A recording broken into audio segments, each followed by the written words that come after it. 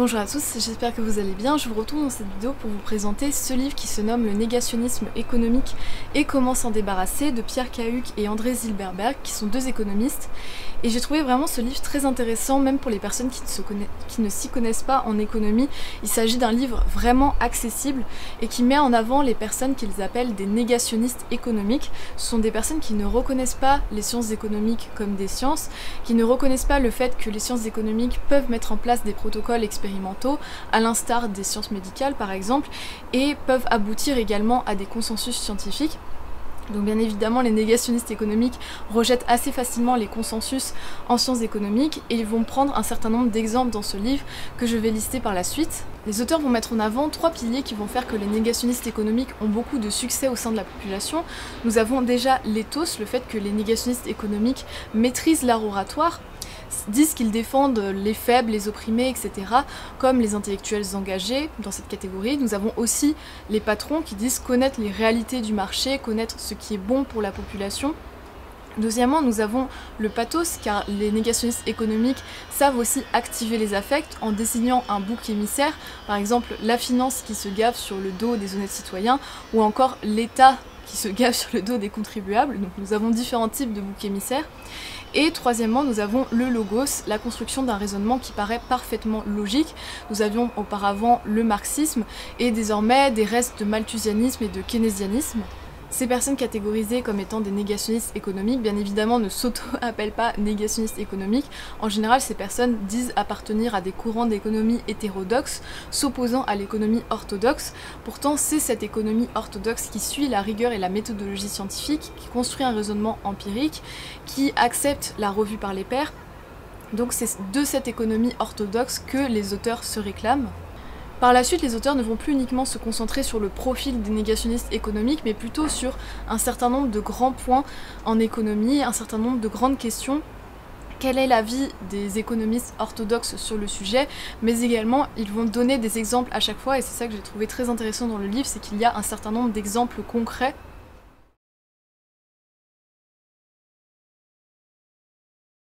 Je vais commencer par le premier sujet qui a été abordé par les auteurs, qui est la gestion des milieux défavorisés. Faut-il changer de quartier pour mieux réussir à l'école ?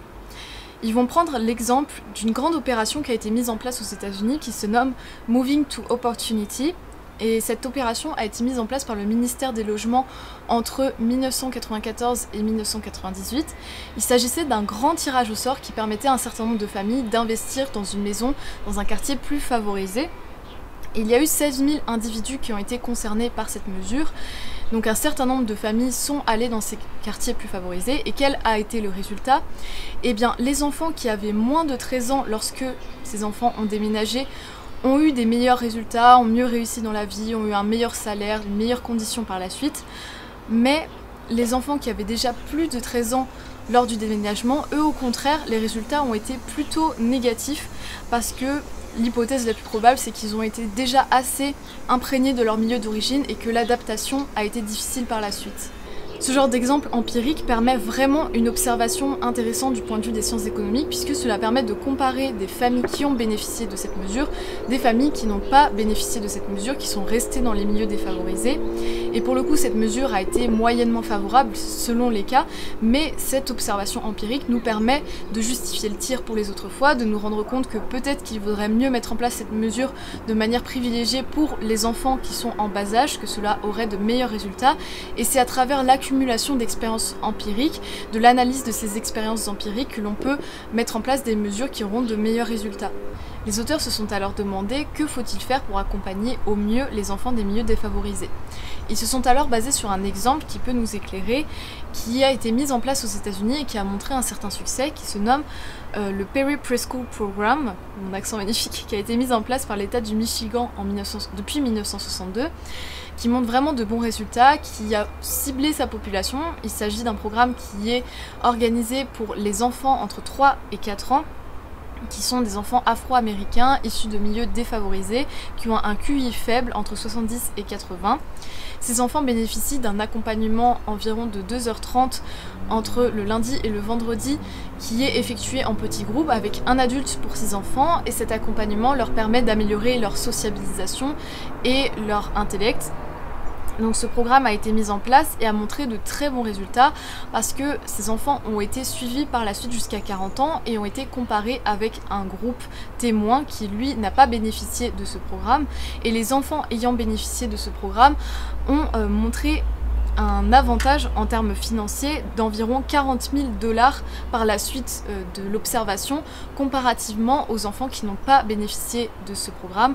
Donc jusqu'à leurs 40 ans, ils ont gagné en moyenne 40 000 $ de plus que les enfants qui n'ont pas bénéficié de ce programme, mais ils ont également été une source d'économie pour la société comparativement aux enfants n'ayant pas bénéficié de ce programme, car ils ont moins coûté en frais de justice, ils ont moins coûté en frais d'incarcération.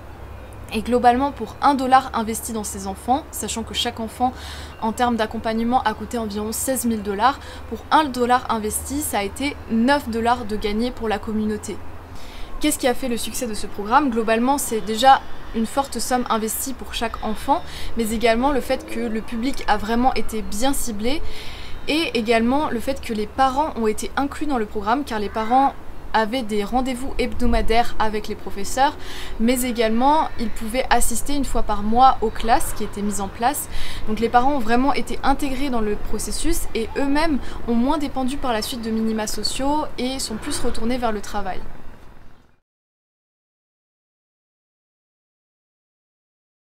Les auteurs parlent ensuite du salaire minimum. Est-ce que le salaire minimum peut favoriser l'emploi? Est-ce que l'augmentation du salaire minimum peut favoriser l'emploi ou au contraire le défavoriser?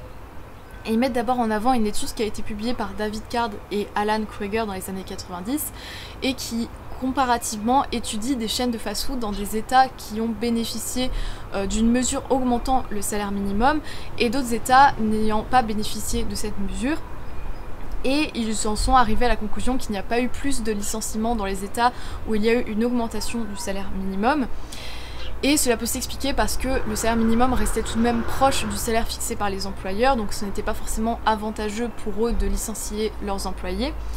Et cela peut même avoir un effet positif, la hausse du salaire minimum dans certains cas, lorsque le salaire minimum se distancie des minima sociaux, et bien cela peut pousser certaines personnes à travailler parce que sinon elles n'auraient pas forcément fait l'effort si le salaire minimum était vraiment proche des minima sociaux. Ça a été mis en avant plutôt par le prix Nobel George Stigler.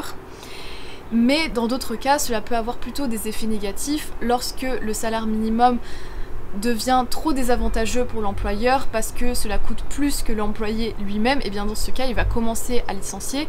Donc le salaire minimum peut avoir un effet positif, mais plus on l'augmente, plus cela risque d'avoir des effets négatifs sur le nombre d'emplois, cela risque de licencier un certain nombre de personnes.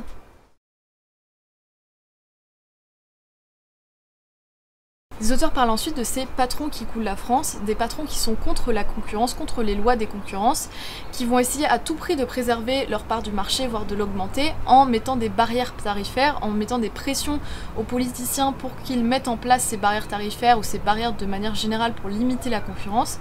Le problème est qu'ils vont souvent être soutenus par un certain nombre de salariés alors que ce n'est pas pour l'avantage de la majorité. Et les auteurs mettent en avant un exemple qui est celui de l'élection de George Walker Bush en 2000. Ce dernier avait promis de limiter l'importation d'acier aux États-Unis, alors que pourtant entre 1980 et 2004, la productivité moyenne de sidérurgie aux États-Unis était vraiment bonne et avait triplé sous l'effet de la concurrence internationale. Mais au début des années 2000, il n'était plus capable de faire face à cette même concurrence, ce qui a amené George Walker Bush à mettre en place la limitation de l'importation d'acier. Et en souhaitant protéger ces entreprises du déclin, certes, George Walker Bush a préservé un certain nombre d'emplois, environ 3500 emplois chez ces producteurs d'acier, mais ces barrières tarifaires ont eu des effets par répercussion et ont détruit un certain nombre d'emplois, et bien plus que les emplois qu'ils ont préservés, puisque cela aurait détruit environ 12 000 à 43 000 emplois chez les entreprises qui utilisaient ces produits qui désormais étaient devenus plus coûteux à cause de ces barrières tarifaires. Donc de manière générale, c'est un peu le problème de limiter les lois de la concurrence, c'est que cela certes préserve certaines entreprises sur le moment, certains postes sur le moment, mais cela a plein de répercussions qui sont moins directes mais qui sont pas moins négatives et problématiques pour l'ensemble de la population. Et en général, ces répercussions sont plus discrètes, mais pourtant ont des conséquences bien plus négatives que les répercussions plus directes de perte d'emploi d'un domaine très précis, mais qui vont bien faire parler puisqu'on voit directement les répercussions de cette concurrence, alors que les répercussions positives de la concurrence sont plus discrètes, mais pourtant bien réelles. Les auteurs vont ensuite aborder la politique industrielle, le fait que certains aient la volonté de mettre en place une politique industrielle qui serait pilotée par l'État, et en général il s'agit d'une marque de défiance vis-à-vis du marché. Par exemple des garanties publiques qui permettraient des crédits à moindre coût, et malheureusement ces crédits à moindre coût auraient tendance à plutôt favoriser la survie de canards boiteux plutôt que d'entreprises prometteuses. Donc pour donner un exemple concret, il y a eu les systèmes productifs locaux qui ont été mis en place en 1999 en France et qui avaient pour objectif de subventionner des projets collaboratifs sur un même territoire d'entreprises d'un même secteur. Donc il s'agissait vraiment dans l'idée de favoriser une forme de concurrence sur un même territoire. Mais ce projet n'a pas forcément eu de bons résultats puisque, de manière générale, ce projet donnait un certain nombre d'argent aux entreprises en déclin, des subventions pour les entreprises en déclin, sauf que ces entreprises en déclin n'ont pas sorti la tête de l'eau grâce à ces subventions, et il aurait été préférable plutôt de favoriser la mobilité des entreprises et des employés plutôt que de donner de l'argent à ces entreprises en déclin, ce qui n'a pas engendré des meilleurs résultats.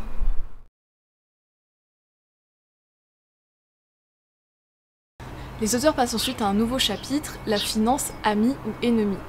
La finance est souvent accusée de fonctionner en vase clos, un peu comme un grand casino dans lequel chacun mettrait des pièces, et notamment pour Chirac, pour lui la finance était responsable du taux de chômage en France, donc il considérait que l'État devait prendre davantage de pouvoir et davantage contrôler la finance.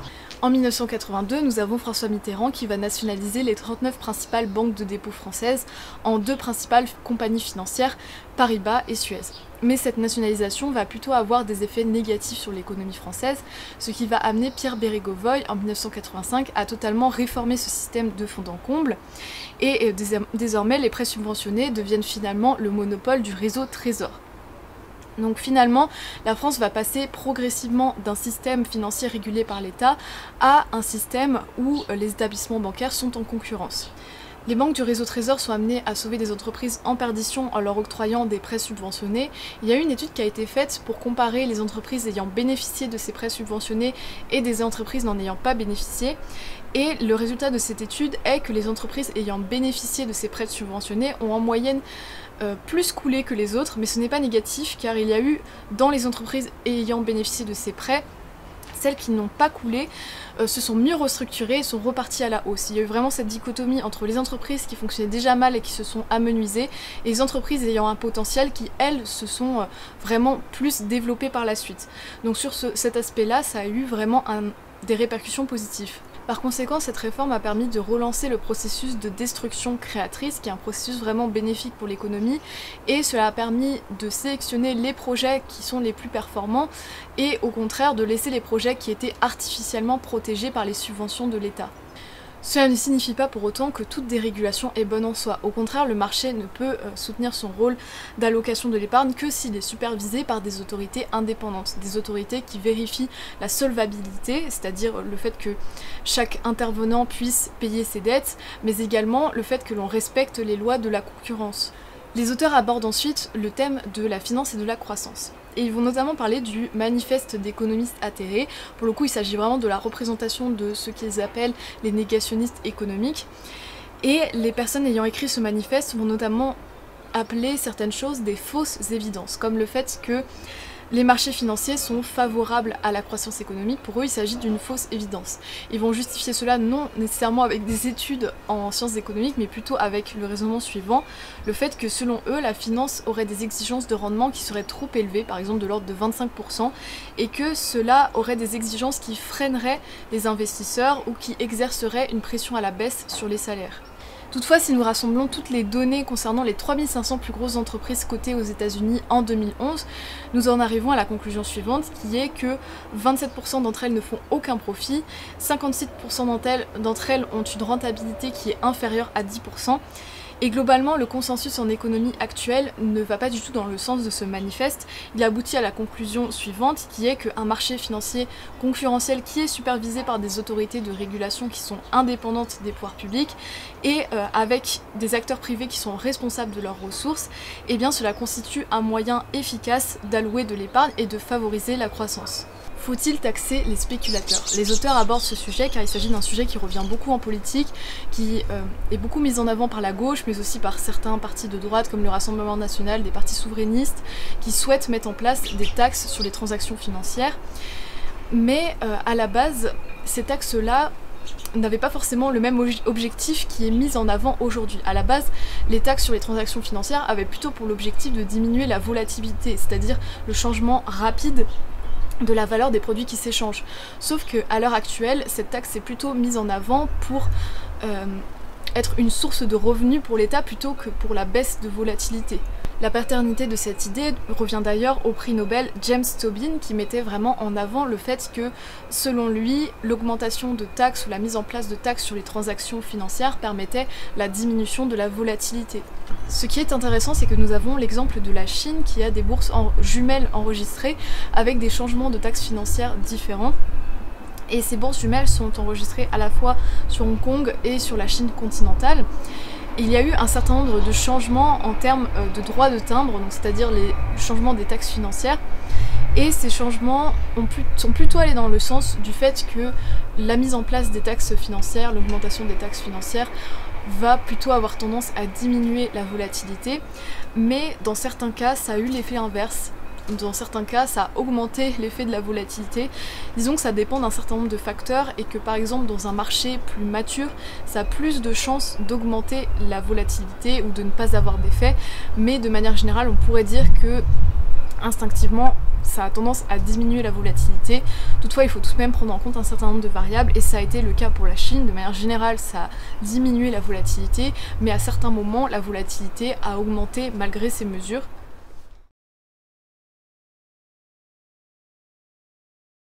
Les auteurs abordent ensuite la question suivante, y a-t-il trop d'impôts? Question pertinente surtout en France, mais la question n'est pas là, puisqu'ils abordent la question de manière générale, même si chaque chapitre est assez succinct, donc si vous voulez approfondir les questions, il faut lire les sources, il faut lire d'autres livres, parce que là ils répondent de manière très générale. Donc assez intuitivement, nous pourrions nous dire qu'un fort taux d'imposition va avoir tendance à baisser le taux d'activité. Et il se base notamment sur un exemple assez intéressant qui est l'exemple de l'Islande, puisque l'Islande a une transition en termes d'imposition. Ils sont passés d'une imposition sur l'année qui précède à une imposition sur l'année en cours avec les prélèvements à la source.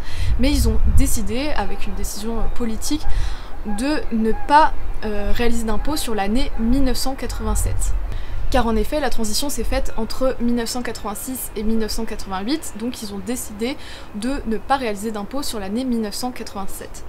Ce qui a permis d'étudier les répercussions de cette prise de décision, et notamment sur le taux d'activité, il y a eu une augmentation en termes de semaines de 6,7% durant cette année comparée à l'année 1986 et l'année 1988. Donc globalement, cette absence d'imposition a tout de même augmenté le taux d'activité.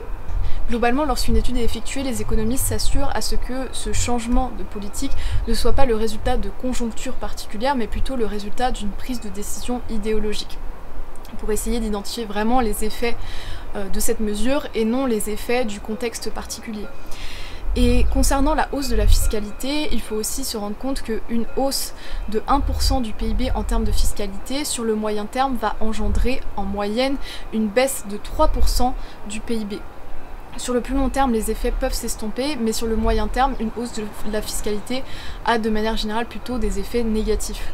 Les auteurs vont ensuite aborder le thème de la fuite des riches. Est-ce que l'augmentation des taux d'imposition pour les très hauts revenus ne risque pas de faire fuir les riches, d'avoir des répercussions négatives, ou alors d'éviter que certains profils intéressants arrivent en France, des profils qui ont des très hauts revenus? Ils vont déjà prendre l'exemple des grands footballeurs. Et ils disent que de manière générale, lorsqu'un pays va avoir tendance à diminuer de 10% son taux d'imposition sur les très hauts revenus, il y aura une augmentation de 2% des joueurs étrangers qui vont intégrer leur championnat. Donc peut-être que vous n'êtes pas très sensible aux très grands footballeurs, c'est pour ça qu'ils ont donné d'autres exemples, notamment l'exemple du Danemark qui a une fiscalité particulière pour les personnes arrivant à partir du 1er juin 1991 et possédant de très hauts revenus. Et bien ces personnes vont payer une fiscalité préférentielle durant 3 ans, ils vont payer 33% d'impôts et par la suite ils vont rejoindre le taux d'imposition normal de la population qui est de 55%.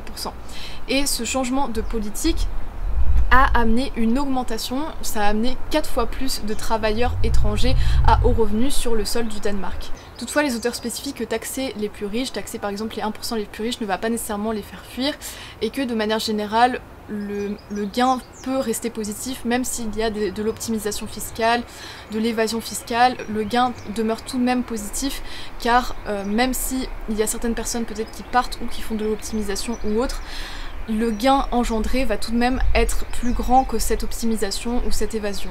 Néanmoins, au-delà d'un certain taux d'imposition pour les revenus marginaux les plus élevés, eh bien, il va y avoir l'effet inverse. L'impôt tue l'impôt, c'est ce qu'on appelle l'effet Laffer.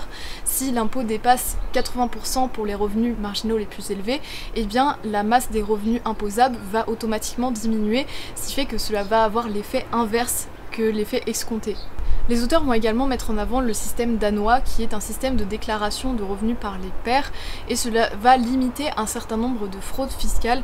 C'est un système qui est assez efficace à cet égard. Par exemple, il va y avoir l'employeur qui va déclarer les gains de ses salariés au fisc et vraiment ce système en lui-même limite un certain nombre de fraudes fiscales puisqu'il y a eu des études qui ont été faites pour voir si la limitation des fraudes fiscales était vraiment liée à ce système ou à la mentalité peut-être des Danois, mais c'est vraiment lié à ce système-là, ce qui fait que nous pouvons nous inspirer de ce système de déclaration par les tiers. Les auteurs concluent sur le fait qu'une hausse d'imposition a plutôt des effets négatifs de manière générale sur le fonctionnement économique d'un pays, mais qu'il demeure un taux d'imposition minimal nécessaire pour le fonctionnement des biens collectifs.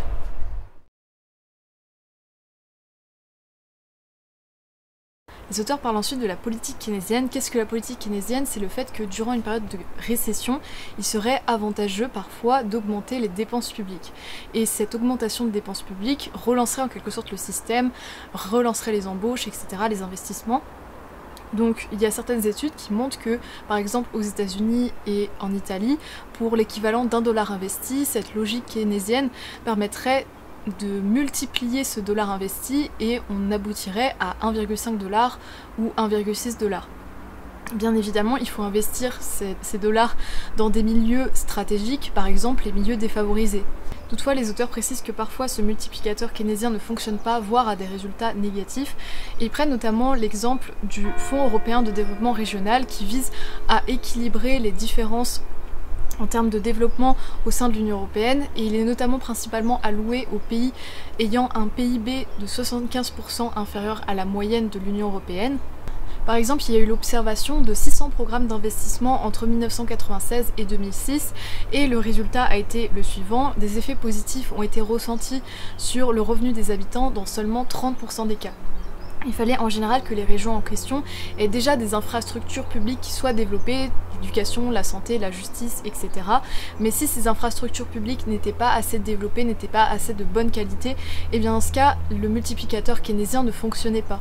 De plus, les effets multiplicateurs keynésiens ont tendance à avoir des difficultés dans les régions où l'accès au crédit est difficile pour les entreprises, mais également lorsque les mesures d'aide sont centrées sur les entreprises, cela a des résultats plus favorables que lorsque les mesures d'aide sont centrées sur les ménages, car le fait qu'elles soient centrées sur les ménages, cela a tendance à diminuer la rentabilité des entreprises, mais également à augmenter les exigences salariales, donc globalement il vaut mieux que ces aides soient centrées directement sur les entreprises, car ça dessert leurs contraintes de financement. Par conséquent, la politique keynésienne doit vraiment être utilisée de manière stratégique, doit cibler vraiment ses cibles, et également il faut penser que selon le contexte économique, selon le contexte du pays, le multiplicateur keynésien va plus ou moins bien marcher, et notamment si nous avons une économie réactive, un accès au crédit facile, le multiplicateur keynésien a plus de chances de fonctionner.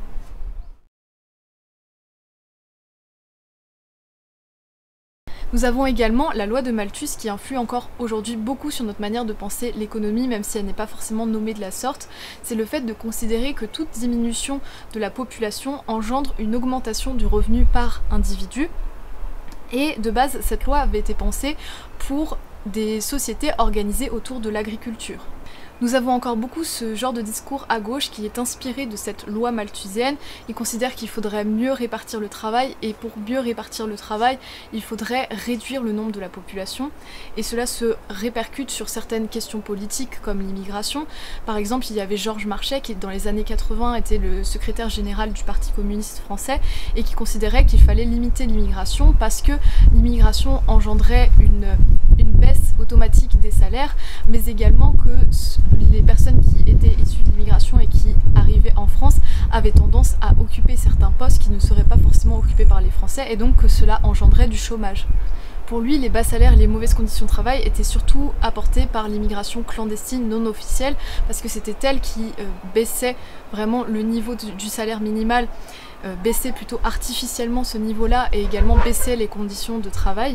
Mais concernant la logique malthusienne, ce n'était pas forcément lié au fait qu'il s'agisse d'une immigration clandestine, mais plus sur l'augmentation de la population en général et le fait qu'il y aurait eu une mauvaise répartition du travail et donc certaines personnes au chômage, et que cette immigration engendrerait plus de chômage que sans immigration. Globalement, les personnes se basant sur la loi malthusienne ont tendance à considérer que le taux d'emploi est fixe, et c'est principalement l'erreur de cette réflexion dans nos sociétés actuelles.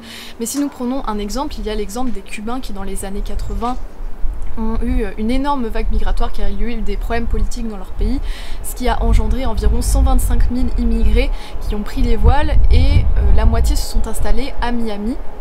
Donc les économistes ont pu comparer l'évolution de Miami par rapport à d'autres villes qui n'ont pas accueilli autant d'immigrés. Et par exemple, à Miami, il y a eu une augmentation de 7% de la population active. Donc c'est comme si en France, il y avait d'un coup 2 millions de personnes en plus en termes d'actifs.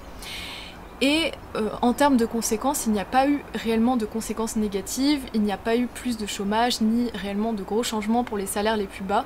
Et je tiens également à préciser que cette vague migratoire cubaine a eu lieu en seulement quelques mois. Mais globalement, les pays dans lesquels la législation favorise la concurrence et la mobilité du travail absorbent mieux ce genre de vague migratoire. Et de manière générale, comme je le disais précédemment, la loi malthusienne n'est pas forcément très pertinente pour nos sociétés actuelles qui ne sont pas basées autour de l'agriculture, puisque autant des terres, nous ne pouvons pas les démultiplier, mais autant des moyens de production, il est possible de les démultiplier. Il est possible, si une économie va bien, si un pays se développe, d'augmenter le nombre d'emplois. Donc le nombre d'emplois n'est pas fixe, et justement si on permet une certaine mobilité, si on permet aux entrepreneurs d'investir facilement, d'embaucher rapidement, eh bien il n'y a pas de raison que le taux d'emploi reste fixe et que après, si la population augmente, cela crée des problèmes de répartition. Et d'ailleurs, en parlant de répartition de travail, parlons du temps de travail. Est-ce que la réduction du temps de travail permettrait de créer des emplois? Parce qu'il y a beaucoup de personnes, notamment à gauche, qui considèrent qu'il faudrait réduire le temps de travail et que plus de personnes dans la population travaillent, que cette réduction du temps de travail permettrait justement de mieux répartir le travail dans la population. C'est encore une sous-catégorie de la loi malthusienne, mais qui n'est pas forcément pertinente de nos jours. Et donc, est-ce que la diminution du temps de travail permet de créer des emplois? Dans les études qui ont été effectuées en Allemagne, au Québec, en France, cela n'a pas montré cet effet-là, voire au contraire, en France, il y a eu une époque où nous sommes passés de 40 heures à 39 heures, puisqu'il y a eu une diminution progressive du temps de travail. Il y a eu des études qui ont été faites entre des emplois qui avaient déjà un temps de travail en dessous de 40 heures et ceux qui sont passés de 40 heures à 39 heures. Et ceux qui sont passés de 40 heures à 39 heures ont plus perdu leur emploi que les personnes qui étaient déjà en dessous de 40 heures. Parce que les employeurs parfois devaient juste baisser le temps de travail mais ne pouvaient pas forcément baisser les salaires. Donc le salarié pouvait coûter trop cher et c'est là qu'ils licenciaient le salarié.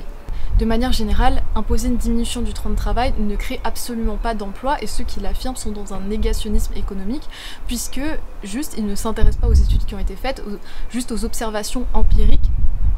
Après, peut-être que cela peut avoir d'autres avantages, le fait de diminuer le temps de travail, mais cela ne sera pas celui de créer des emplois. Nous allons désormais parler de la réforme des retraites, et est-ce que le fait de diminuer l'âge de départ à la retraite a tendance à libérer des postes pour les jeunes, à créer plus d'emplois pour les jeunes? Puisqu'on pourrait se dire, si les seniors partent plus tôt, eh bien ils libèrent des places pour les jeunes. Mais dans les faits, cela ne fonctionne pas comme ça. Au contraire, le fait de diminuer l'âge de départ à la retraite a tendance à également parfois diminuer le taux d'emploi chez les jeunes. Et cela s'explique de différentes manières, mais déjà les postes qui sont occupés par les seniors ne sont pas forcément les mêmes que ceux occupés par les jeunes, et de plus cela diminue le taux d'actifs, et ce qui fait que cela augmente l'argent qui doit être investi par les entreprises et les contribuables, ce n'est pas forcément avantageux économiquement pour le pays. Donc en conclusion, il s'agit plutôt de l'inverse de ce qui est affirmé par un certain nombre de politiciens. Le fait de diminuer l'âge de départ à la retraite est corrélé négativement avec l'augmentation du taux d'emploi chez les jeunes. Une autre manière de penser qui est issue de la loi malthusienne est le fait de considérer que le nombre d'emplois sera en diminution avec les avancées technologiques, le fait que les technologies vont remplacer progressivement un certain nombre d'emplois. Mais de manière générale, il y a eu des études qui ont été faites qui ont montré que par exemple aux États-Unis, pour la création d'un emploi hautement qualifié, eh bien cela amenait la création de 2,5 emplois. Et souvent il s'agit d'emplois de service à la personne qui sont créés et qui même parfois n'existaient pas avant, qui n'étaient pas autant utilisés avant, certains coachs de vie, profs de Zumba ou autres. Et il y a un grand nombre de métiers de service à la personne qui sont créés, issus de ces postes hautement qualifiés, parce que les personnes qui vont être hautement qualifiées vont faire plus appel à ce genre de service. Donc globalement pour l'instant ce n'est pas spécialement ce que l'on observe, au-delà de juste des postes qui vont être créés en lien avec les nouvelles technologies, mais pour l'instant il s'agit d'une crainte qui semble plutôt non vérifiée.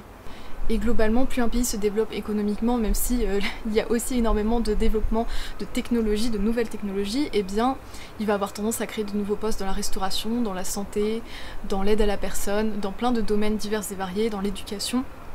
Et pour l'instant, cette théorie malthusienne n'est absolument pas vérifiée, donc les personnes qui affirment cela se basent en général sur des sources qui ont tendance à faire des prédictions assez dramatiques, alors que cela ne sera pas forcément le cas.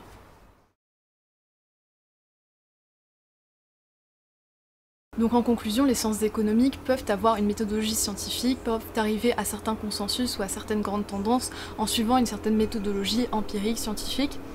Mais de manière générale, malheureusement, les sciences économiques subissent encore beaucoup le règne de l'opinion, certains intellectuels qui considèrent que leur opinion vaut plus que tout alors qu'ils n'ont absolument pas de qualification dans le domaine, ou alors des personnes qui pensent passer outre de l'évaluation par les pairs, des économistes qui juste pensent que cette évaluation ne les concerne pas alors que c'est juste le principe de base du processus scientifique. Donc malheureusement les sciences économiques sont encore beaucoup sujets à ce genre d'écueil. C'est pour cela que les auteurs ont ramené certains sujets principaux du domaine de l'économie et ont apporté des réponses, parce que justement la manière de fonctionner des négationnistes économiques, ce sont des personnes qui vont constamment faire comme s'il y avait un débat sur certains sujets alors que le débat est parfois clos depuis un certain temps, mais ils vont constamment dire non, il n'y a pas assez d'informations, ce n'est pas encore assez étayé, on peut encore contredire ces thèses, et certes la science c'est le doux, c'est le fait de remettre en question, mais parfois il faut aussi reconnaître qu'il y a un grand nombre d'études qui vont dans un certain sens et qu'il vaut mieux suivre ce consensus ou ce presque consensus plutôt que juste une intuition qui va à son encontre et qui ne se base pas sur la même rigueur scientifique, parce que les sciences économiques ne sont pas des sciences un peu à part qui n'ont aucune conséquence sur le réel. Non, clairement elles ont des conséquences bien concrètes, donc il faut faire attention à ce que l'on dit. Globalement, les auteurs mettent aussi en avant l'importance de bien choisir nos sources, et ils nous donnent par exemple le site de la Société française de sciences économiques, AFSE, et le site Ideas, qui propose des classements des 1700 meilleures revues en sciences économiques. Et puis les auteurs font également un parallèle avec le monde de la santé. Ils disent que comme dans le monde économique, certes il y a des fraudes, il y a des conflits d'intérêts, etc. mais que ce n'est pas pour autant que quelqu'un va commencer à dire mon véritable adversaire c'est l'industrie du médicament, comme on pourrait le dire pour la finance. Et ça pour eux c'est assez absurde, puisque justement certes il y a des problèmes, il y a des failles même dans les sciences économiques, il y a des conflits d'intérêts, il y a des fraudes, il y a un certain nombre de problèmes comme dans n'importe quel domaine, mais ce n'est pas pour autant qu'il faut rejeter les consensus, qu'il faut rejeter le processus même scientifique des sciences économiques. Non, au contraire, il faut combattre ces fraudes, il faut combattre ces conflits d'intérêts pour arriver à avoir des meilleurs résultats, des résultats plus fiables.